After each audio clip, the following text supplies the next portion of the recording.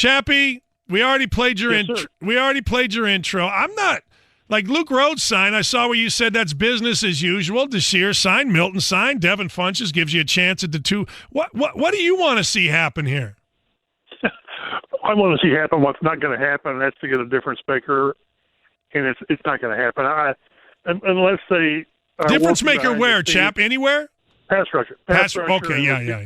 And receiver, I'm still not sure. We'll see about Funches. He's been up and down, and we'll see. It's a one-year deal. That's good for both sides. I just to get they've got a very good roster, top to bottom. It's a good roster, but we've talked. The only difference makers are Luck and Hilton. That's it. Maybe Darius Leonard, maybe, but until you get those 3 or 4 players that just turn games with the 3 or 4 plays, then this is a 10-6, 11-5 team.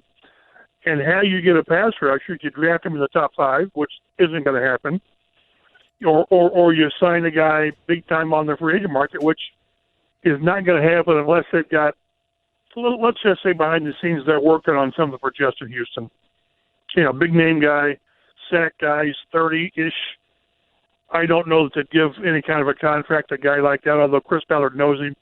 That's, again, part of me still has a wannabe GM in him, and I'd be awful because I would overpay crazy to get a guy who may or may not be what I need. So I would not have the fiscal restraint that you really need to have.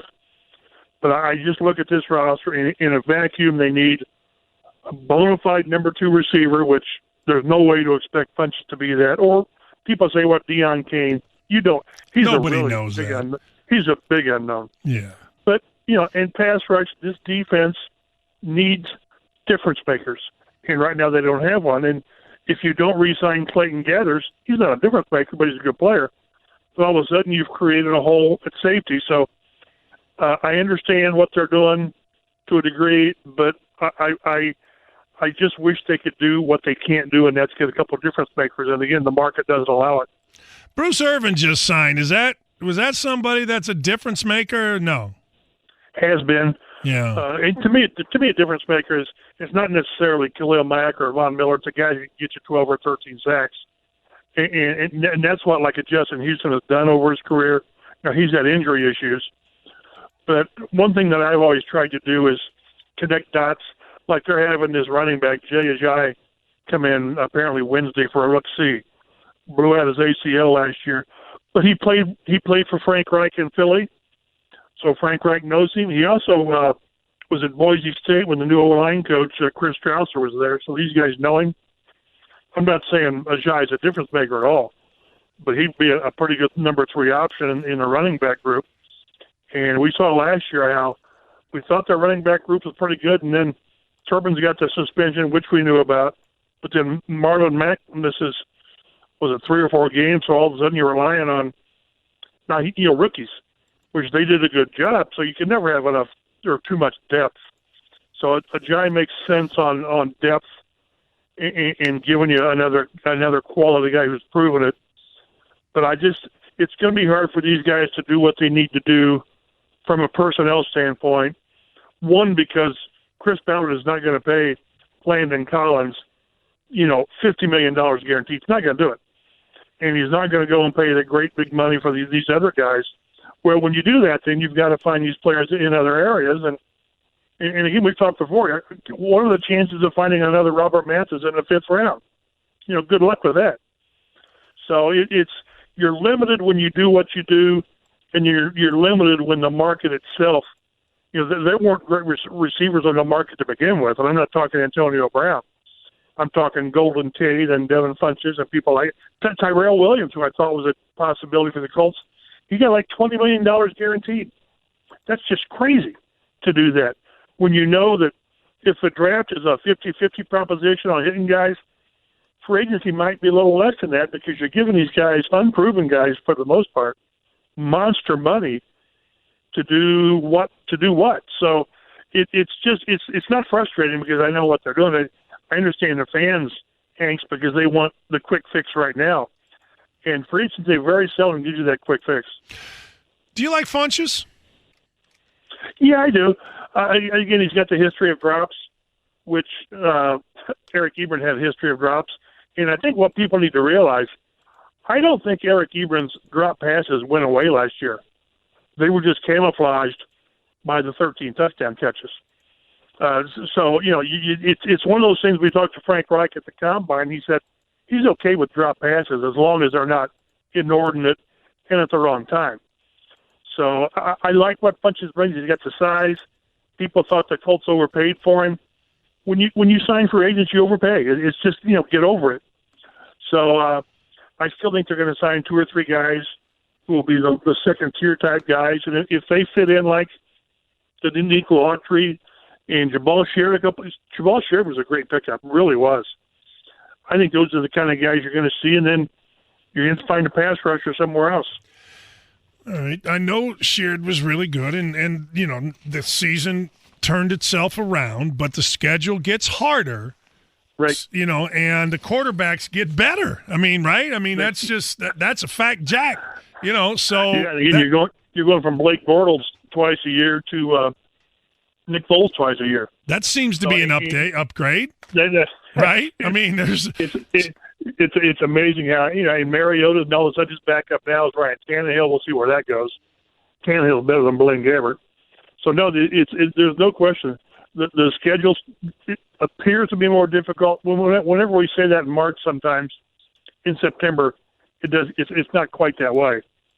But I tend to think that as long as the Colts do have Andrew Luck, I think he's not quite the Peyton Manning where you're going to win 10 games fall on a bit. But when he's been healthy, when he hasn't had arm issues, this past year was his worst season as far as record-wise. 10-6 wild card. First 3 years, 11-5 playoffs. So he gives you the chance. But again, it is a tougher schedule, and I just kind of wait and see how they finish up with free agency and the draft, because right now I really don't think you can argue they're better. Because all they've really done is add that second receiver, and you can argue whether Funches would be an upgrade over Inman, because Inman was pretty good when he came in October. So it's just hard to say where this team is because so many other teams around them. I was looking at the rest of the division, the AFC South, and what teams have done, and they've all gotten busy and done things. And the Colts haven't because that's not their MO. Jacksonville brings in Foles. They get a receiver, Chris Conley, and people they get rid of Bortles, which was probably good. Get rid of Malik Jackson. But Tennessee brings in some people. Houston has done some things, so we'll see. It's just we're, a week into free agency? Let's see how the draft plays out and what the team looks like when OTA start in June. Have a much better idea because you cannot judge this team now, any team now.